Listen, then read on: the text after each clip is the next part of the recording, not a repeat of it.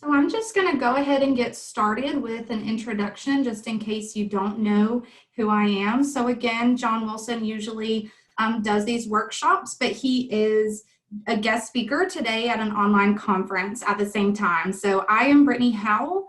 I'm the marketing director here at SOAR. I've been part of the SOAR family since 2017. So I'm excited to be here. I'm usually with you guys if you have came before, but usually I have my video off. So as always, if you have questions throughout, feel free to put them in the chat box.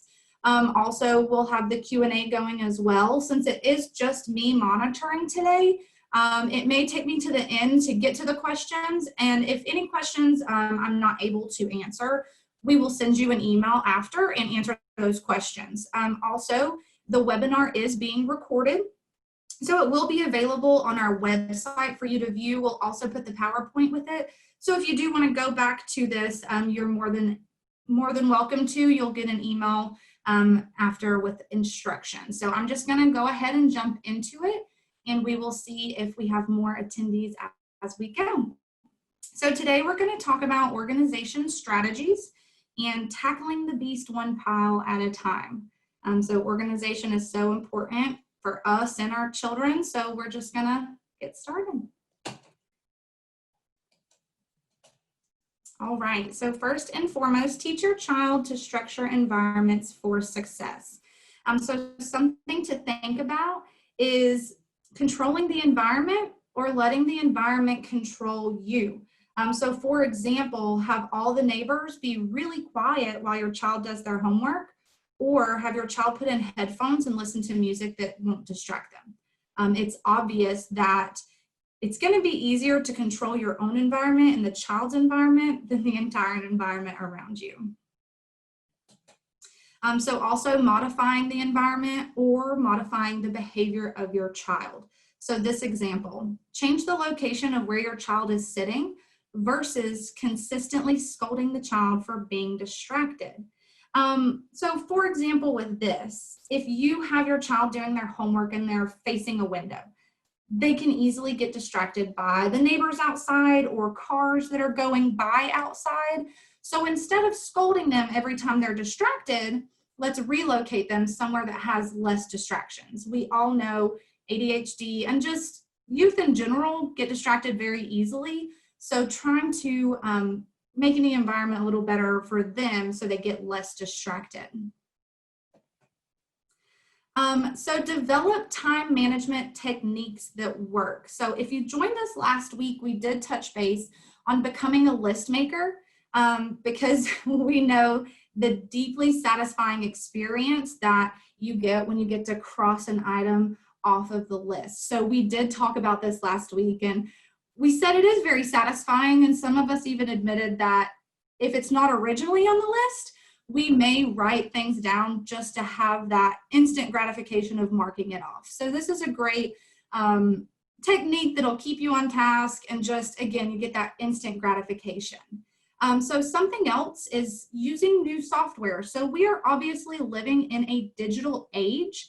So most of us and most of the kids today have cell phones with them all the time. So use these as an instrument to help them be successful and to stay organized, and yourself also. So some examples is Google Calendar. If you use the Google Calendar, it can set you reminders of what your day looks like. That way you're not going to miss something coming up. So also cell phone calendars or alarms and reminders. So this again will send you a reminder when something needs to be done, which is just going to help you stay organized. Also, task completion apps. An example that I personally used, I've listed it here, it's called AnyList. AnyList is a task completion app where you can actually go in and make a to-do list. And the really great thing is you can click on the item when it's finished, and it gives you that nice mark through so you can mark the items off your list. A really, really cool thing about AnyList is you can share it with family or friends. So you can have a family to-do list where everybody knows what is on the list, and you can all see what is getting marked off. and what's being completed and who's doing that. So that's a really nice thing. You can have a honey-do list too, things that need to be updated in the house. I personally have a grocery list on there. Easy to go through and mark off the items as I'm grocery shopping.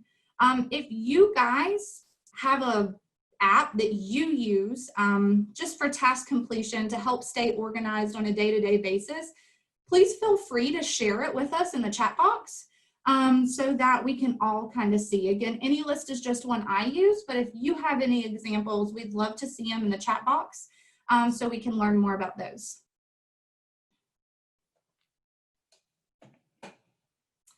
All right, and again, you can do that anytime. If you have any questions, go ahead and put it in the chat, Q&A. I'll try to get them. Okay, great. Thank you, Anne. So things 3 and any list. So you use any list too. That's great. If you guys have any more examples, please share those. And if you have any questions, I'll try to pause. I have another monitor. I'm trying to keep up with any questions coming up. So just moving on, surviving the chaos, hashtag the struggle is real. We at SOAR really like this hashtag. Okay, Gail, you use an app called Reminder. So that sounds great also. You can edit the list. That's great. Those are great. So keep them coming and we'll go back to it at the end and kind of share the rest of those to make sure if you can't see that chat, you can hear some of these apps. So again, the hashtag the struggle is real. We really like this because we know the struggle is real. So some ways to survive the chaos. Figure out what systems work and expand those ideas. So it's really important to remember, just because a system may work for your friend or another family member does not mean that that same exact system is going to work for your family. You need to find a system that works and then expand on that. Also, chunk it up. Break projects into smaller chunks. This makes the goal easier to achieve. So that it's easier when you're telling, your child or your husband, whoever, what to do. Chunk it up so it's easier to achieve. Help your children become list makers. We just talked about how great it is to mark off on the list. So teaching them that satisfaction is just a way to help them stay organized and work on time management and everything.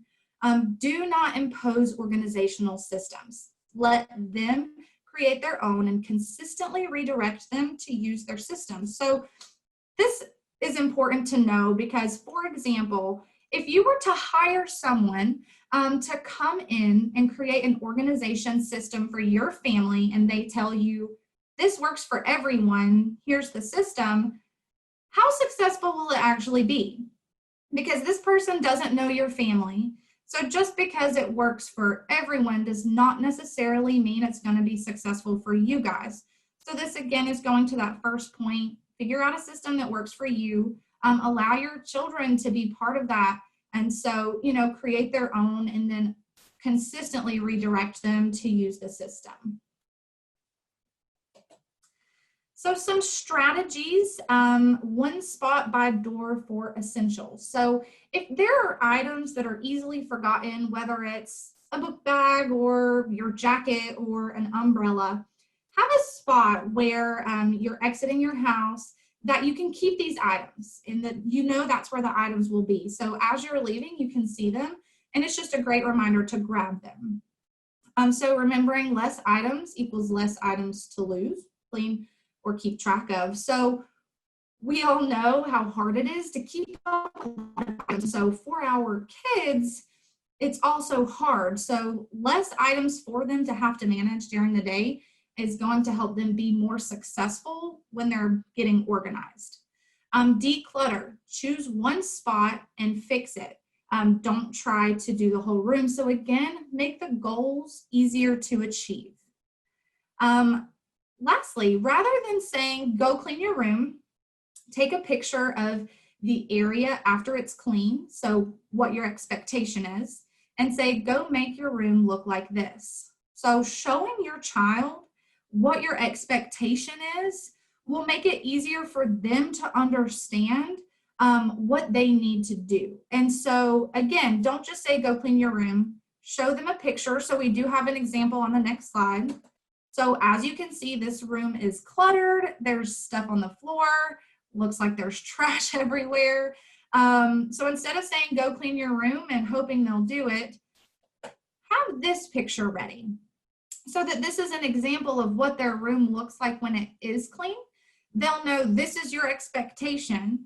This is what it needs to say. That way you can just show them this picture and say, go make your room look like this picture.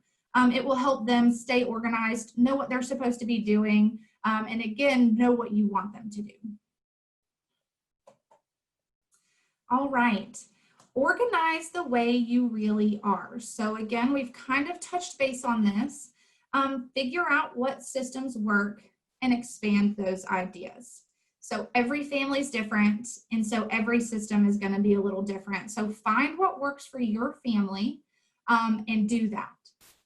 So next, embrace your ability, to multitask. So this can be hard for some, but embracing it and allowing yourself to multitask will just be a way to stay organized and keep going. Another thing that's just a really good idea. So doing this last one before holidays, before birthdays, this will allow you to have structure first off, where it's a regular thing you're doing, and also will help you create space when new items are coming in. So twice a year or before holidays, whatever it may be, go through a room and make 4 piles.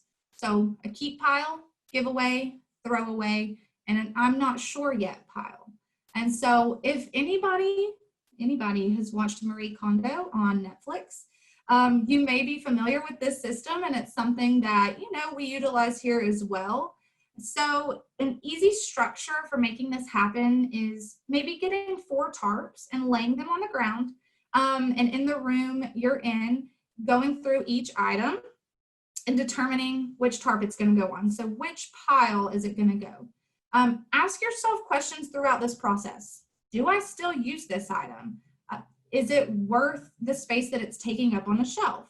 Or would somebody else benefit from this item more than me? So you can ask yourself these questions to help you decide whether to keep it, give it away, or if you're not sure, putting it in that 4th pile.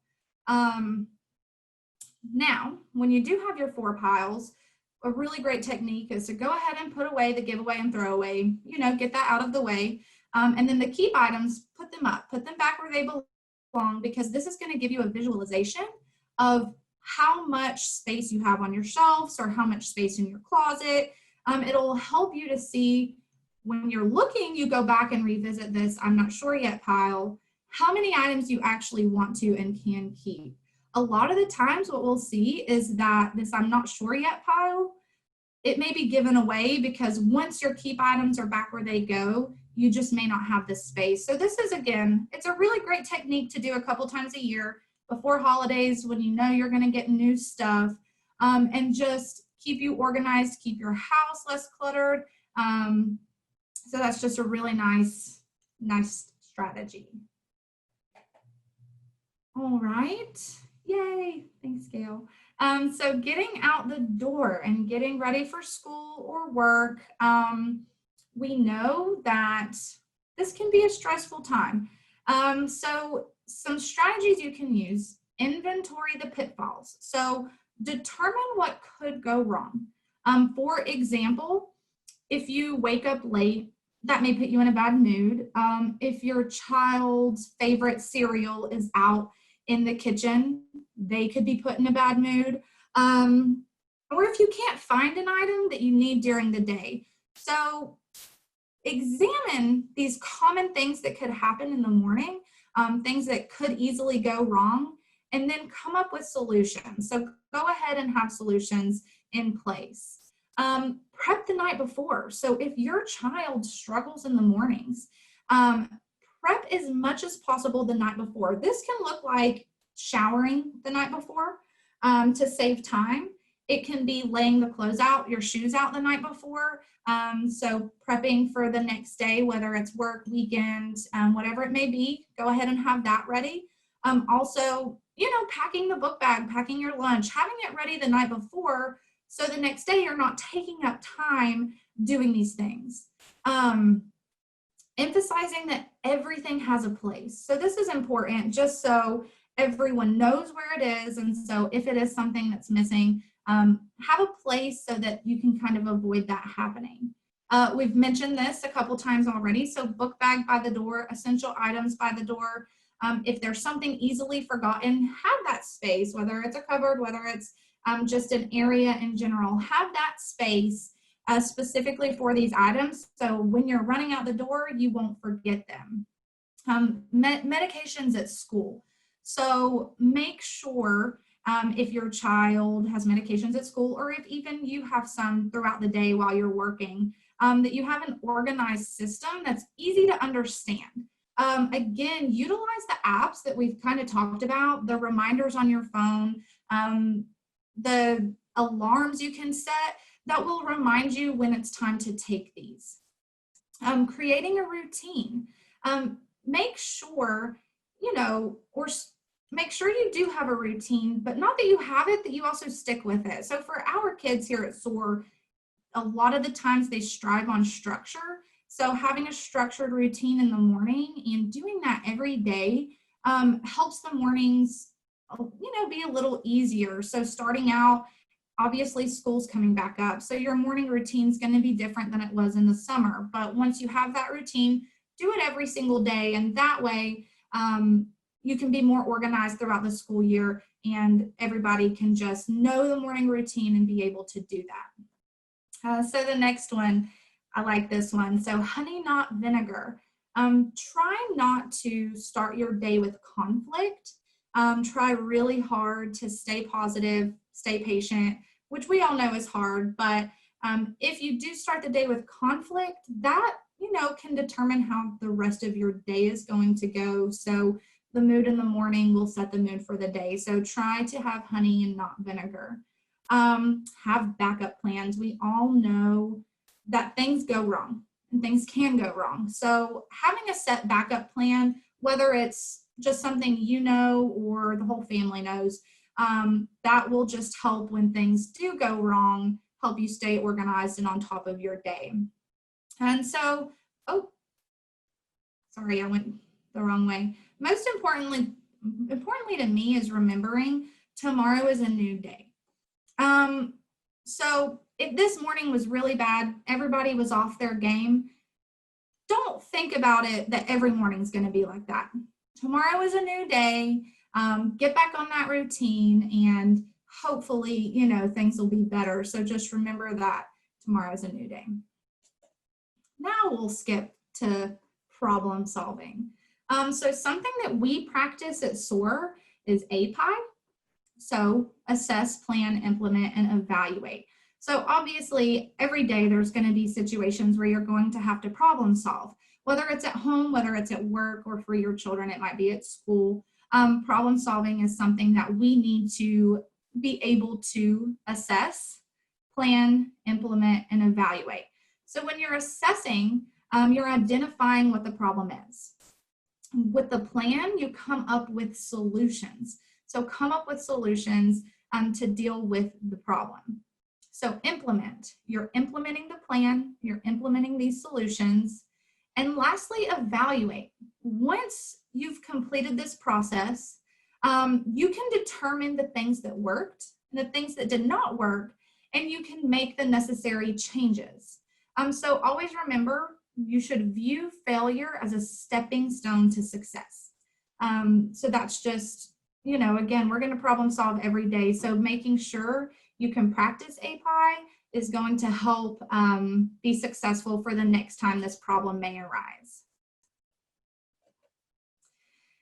And so also learn to assess environments and distractions. So make a list of common environments, and this is something you can do for yourself. This is something you can do with your children. And so just for example, school. So a common environment is school for our kids. Then determine the typical distractions they may see every day while they're at school. So a distraction could be friends. It could be that there's a lot going on at school. You're changing classes, you have your phones. So determine the typical distractions and then make a plan to deal with each. This is easy. It's so easy to get distracted during the day. So helping your child to be able to assess the distractions in the environments that they're in every day, or just common, like we said, common environments, whether it's school, whether it's home, being able to assess the distractions that they're going to come into contact with will just help them be able to plan and know how to deal with these distractions. Again, we all know our kids get distracted easily, we get distracted easily.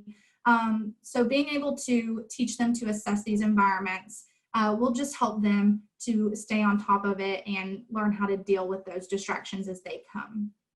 So finishing out today, we have a fun cartoon. You know, we love our cartoons. And so it says, become a problem solver. We pluggers never lower our goals. We find ways to boost our capabilities. So as you can see in this image, the ultimate goal is to slam dunk.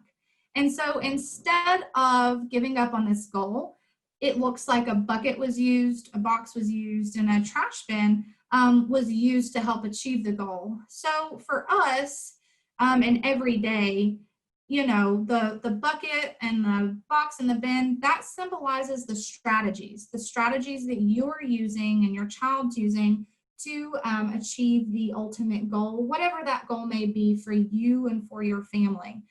So to become a problem solver, you've got to use these strategies to get to that goal in the end.